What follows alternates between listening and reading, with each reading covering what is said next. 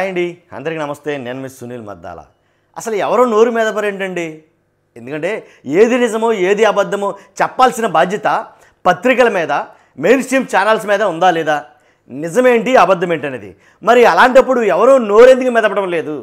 ఎందుకంటే ఇంతకు ముందు ఎప్పటిదాకా కూడా అంటే బడ్జెట్ సమావేశాలు ఏర్పాటు చేయక ముందు దాకా ఏం మాట్లాడారు?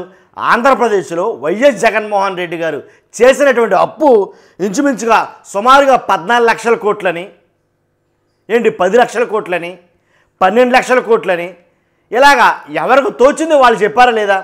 అది నిజమేనేమో నమ్మారు కదా అందరూ నమ్మాం. వాళ్ళేలని కాదు. అంటే జగన్మోహన్ రెడ్డి గారు 14 లక్షల కోట్ల రూపాయలు అప్పు చేసేసారనమాట ఆంధ్రప్రదేశ్కి. అదైతే నమ్మాం కదా. మరి అది బడ్జెట్ ఎందుకు పెట్టడం లేదని చాలామంది మాట్లాడారు. బడ్జెట్ పెడితే కనుక దాంట్లో వాస్తవాలు చెప్పాల్సి వస్తుంది అని వైఎస్ఆర్సీపీఓలు చాలా మటుకు మాట్లాడటం జరిగింది. మొత్తానికి అయితే బడ్జెట్ సమావేశాల్లో ఏతావాతా తేలింది ఏంటంటే, అందరికీ తెలుసు అది ఆంధ్రప్రదేశ్లో జగన్మోహన్ రెడ్డి గారి హయాంలో వైఎస్ఆర్సీపీ ప్రభుత్వం చేసిన అప్పు 14 లక్షలు కాదు. 14 లక్షలు కాదు. జగన్మోహన్ రెడ్డి గారు చేసిన అప్పు 14 లక్షలు కాకుండాను 6,46,000 కోట్ల రూపాయలు మాత్రమే. 6 లక్షల కోట్లు మాత్రమే. 6 లక్షల కోట్ల చిల్లర మాత్రమే. 14 లక్షలు కాదు. సకానికి సగం పెంచి చెప్పారు. కాబట్టి చెప్పినవన్నీ అబద్ధాలే, అసెంబ్లీ సాక్షిగా అబద్ధమని తేలింది అని ఏ ప్రధాన పత్రికలు ఎందుకు చెప్పలేకపోతున్నాయి? ఎందుకు మౌనంగా ఉన్నాయని నాకు అర్థం కాల. ఎందుకంటే ఏ చిన్న వార్త అయినా సరే పెద్ద పెద్ద హెడ్డింగ్లు పెట్టి రాస్తాయి కదా అన్ని పత్రికలను. మరి అలాంటిది దీన్ని ఎందుకు రాయలా? ఎంత పెద్ద అబద్ధాన్ని నిజమేంటో అనేది ఎందుకు రాయలా? కాబట్టి అబద్ధాన్ని అంత ఈజీగా రాసినప్పుడు నిజాన్ని కూడా రాయాలి కదండి. ఎందుకంటే 14 లక్షల కోట్లు అప్పు కాదండి అది.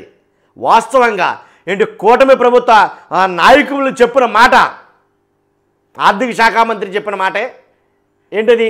14 లక్షల కోట్ల అప్పు కాదు, ఆంధ్రప్రదేశ్కి 6 లక్షల కోట్లు పైబడి 6 లక్షల కోట్ల 40.46 అని చెప్పేసి క్లియర్ కట్గా చెప్పడం జరిగింది. మరి పెద్ద అబద్ధం బట్టపైలైందా? మరి ఇలాంటప్పుడు నోరు మెదపరిందిగా నాకు అర్థం కాదు. ఒకవేళ ఏమన్నా చెప్తే కనుక లేనిపోయిన తలపాట్లని మాకు చుట్టుకుంటాయి నిజాలు మాట్లాడితే. కాబట్టి ఏది నిజం ఏది అబద్ధం అనేది ఖచ్చితంగా ప్రజలు చూపించాల్సిన బాధ్యత ఎవరిది? పెద్ద పత్రికలదే కదండి. పేరుకేమో మళ్ళీ పెద్ద పెద్ద సర్క్యులేషన్స్ ఉన్నాయి కదా, మరి వాళ్ళంతా చెప్పాలి కదా ఏది నిజం. కనీసం ఒక్క పత్రికలో కూడా మీరు అబ్జర్వ్ చేశారో లేదో, ఈ రోజు వరకు చూశాను నేను. అరే 14 లక్షల కోట్లు కాదంట్రా, 6 లక్షల కోట్లు అంట, 6,46,000 కోట్లేనంట ఆంధ్రప్రదేశ్ అప్పు వైసీపీ ప్రభుత్వం చేసింది అని ఎందుకని రాయలేకపోయాయి? కాబట్టి ఇంత భయంకరమైన నిజాన్ని కూడా తొక్కేయాలని కూడా మరి నాకు ఎందుకని అర్థం కాలేదు మరి. కాబట్టి నిజమే కదా, అసెంబ్లీ సాక్షిగా చెప్పారంటే ఇది నిజమే కదా, పచ్చి నిజం. నిజాల్లో మామూలు నిజం కూడా కాదు, ఇది పచ్చి నిజం.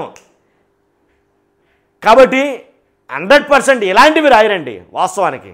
కాబట్టి 100% ఆంధ్రప్రదేశ్ అప్పుల్లో విషయంలో కనుక ఓ క్లారిటీ అయితే కనుక ప్రజలందరికీ వచ్చింది.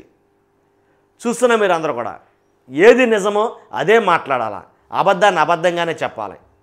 అది అబద్ధం ఇది నిజం అని చెప్పడానికే ప్రధాన పత్రికలు కానీ మెయిన్ స్ట్రీమ్ ఛానల్స్ కానీ ఉన్నాయి. కానీ అలా లేవు ఇప్పుడు అవన్నీ కూడా.